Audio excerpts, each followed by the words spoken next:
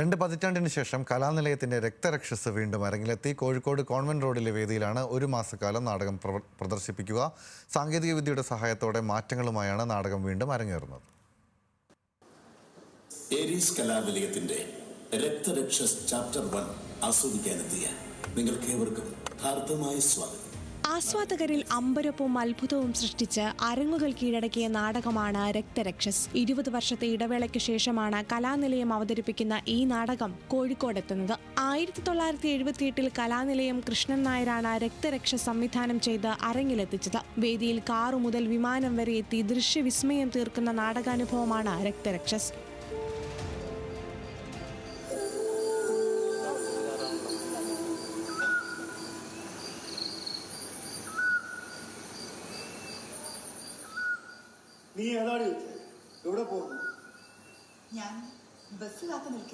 പഴയ കോർപ്പറേഷൻ ബിൽഡിംഗിന് പിൻവശത്തുള്ള ഗ്രൗണ്ടിലാണ് ഇത്തവണത്തെ വേദി. സംവിധായകൻ കൃഷ്ണൻ നായരുടെ മകൻ അനന്ത പത്മനാഭനാണ് മാറ്റങ്ങളോടെ രക്തരക്ഷസിനെ വീണ്ടും വേദിയിലെത്തിക്കുന്നത്. 20 വർഷങ്ങൾക്ക് ശേഷമാണ് കലാനിലയം കോഴിക്കോട് എത്തുന്നത്.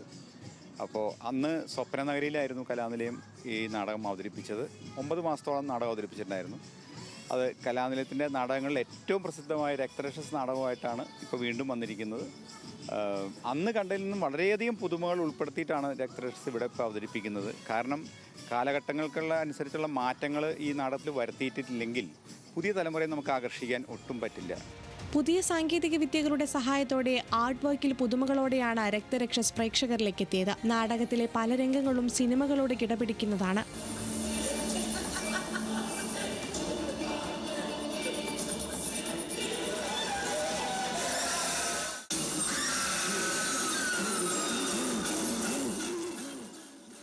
പഴയ കഥയിൽ ചെറിയ മാറ്റം വരുത്തി ചാപ്റ്റർ 1 എന്ന പേരിലാണ് നാടകം അരങ്ങേറുന്നത്. അടുത്ത വർഷമാകും 2ാം ഭാഗം പുറത്തിറക്കുക. യുവാക്കളുടെ പങ്കാളിത്തത്തോടെയുള്ള സംവിധാനത്തിലും പുതുമകളുണ്ട്.